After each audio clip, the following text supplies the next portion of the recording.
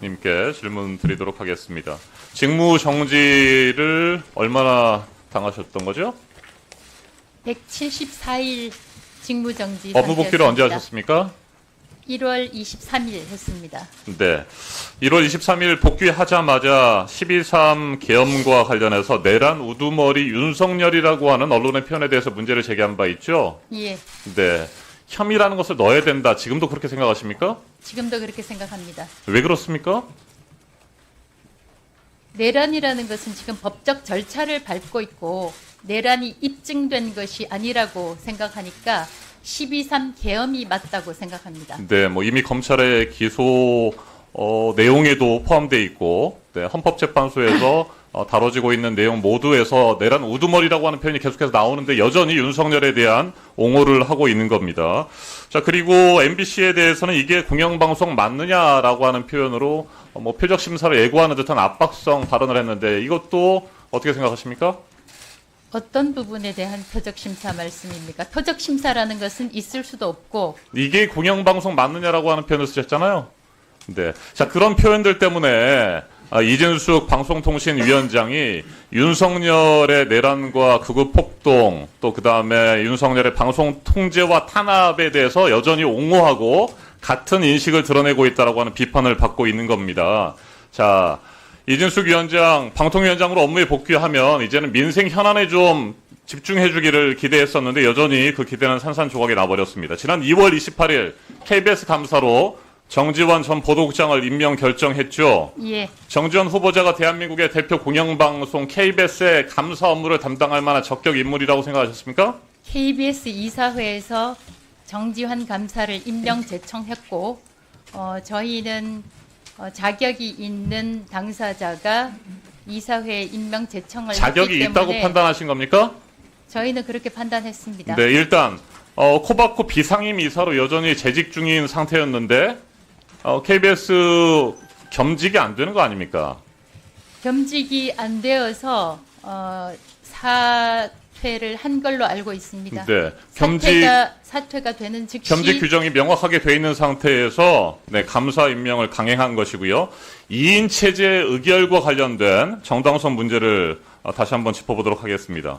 KBS 이사회 임명 제청을 거쳤다고 하는데 헌법재판소의 탄핵 기각 결정과 관련해서 본인은 2인 체제 위법성에 대해서 면죄부를 받았다고 생각하십니까, 여전히? 면죄부라는 표현보다도 네.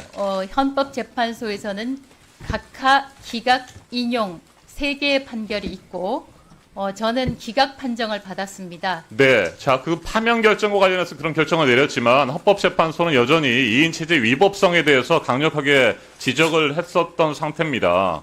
2인 위원만이 제적한 상태에서는 방통위가 독임제 기관처럼 운영될 위험이 있다라고 4명씩이나 되는 재판관이 얘기를 했었고요. 이 헌법재판소의 역사적인 맥락을 설명하면서 과거 권위주의 정부에 대한 방송 통제와 탄압 그리고 민주화 이후에는 행정부로부터 독립된 방송위원회가 방송 관련 업무를 수행해야 된다. 이런 이유들 때문에 방통위가 국가 권력이나 특정한 사회 세력 간섭을 받아서 운영될 위험을 막아야 된다. 이런 강한 위법성에 대한 지적을 했었는데 그럼에도 불구하고 2인 체제 위법한 상황에서 KBS 감사와 EBS 사장 선출과 관련된 일정들을 밀어붙인 것은 아주 잘못된 것이에요? 이런 지적에도 불구하고 550일 넘게 국회에서 3인의 방송통신위원회 상임위원을 추천하지 않은 것에 대해서 다시 한번 3명에 대해서 추천해 주실 것을 요청합니다. 네, 그러면 만약에 5명이 있는 잠깐만요. 상태에서 됐습니다. 2명만 했다면 제가 문제가 있겠지만 2명밖에 없는 상황이었고 2명으로 상임위원회를 열 수가 있게 돼 있습니다. 네, 윤석열 정권에서 계속해서 선별적인 임명, 선별적인 인사 처리를 해왔기 때문에 그걸 지금도 우리는 믿을 수가 없는 것입니다. 기형적인 2인 체제에서 독임제 기관처럼 운영되고 있고 이 부분에 대해서는 헌법재판소뿐만 아니라 행정법원에서도 끊임없이 위법성 문제를 제기했던 겁니다. 자, 방통위원장의 권한 행사, 방송의 공익성과 공공성에 대한 국민의 신뢰를 심각하게 훼손한 상태에서 더 이상 우리 국민들은 이진숙 방통위를 믿을 수 없는 상황이에요. 이런데 2인 체제의 위법성이 여전히 남아있는 상태에서 정지원 KBS 감사를 임명했다는 겁니다. 앞서 말씀드린 것처럼 코바코 비상임 이사를 겸임하고 있는 상태에서 무리하게 했다는 것이고 제대로 검증도 하지 않았다는 것이죠. 자, 두 번째 후보자의 적절성 부분에 대해서 얘기를 좀 해보겠습니다.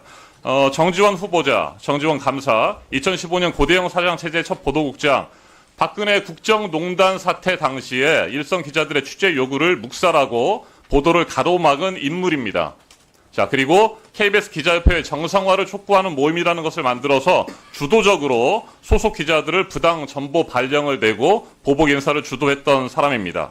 자, 이것 때문에 KBS에서 내부 과거사 조사가 있었고 징계 처분을 받았죠. 2020년 재심을 거치긴 했습니다만 정직 6개월의 처분을 받은 그런 장본인 아니겠습니까? 사측을 상대로 징계 처분 무효 확인 소송을 제기했는데 이에 대해서도 1심에서 패소한 바가 있습니다.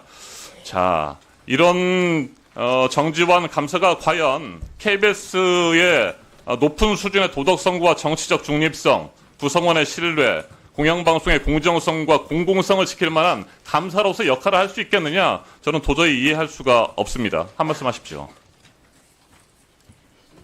이 부분과 관련해서는 KBS 자체적으로 보도 관련 기준에 따라서 보도한 것으로 저는 알고 있습니다만 자세한 사항은 알지 못합니다. 자세한 사항을 알지도 못하는데 KBS 이사회에서 임명 제청을 하였고 당시 감사 자격과 관련해서 저희가 됐습니다. 검토를 해서 네. 코바코 비상임 이사가 멈추세요. 해소되면 자, 자세한 사항도 모르는 상황인데 알겠습니다. KBS 이사회가 추천했다고 해서 그냥 후보자를 임명했다 이런 겁니까? 보도 됐습니다. 관련해서 잠시만 멈춰주세요.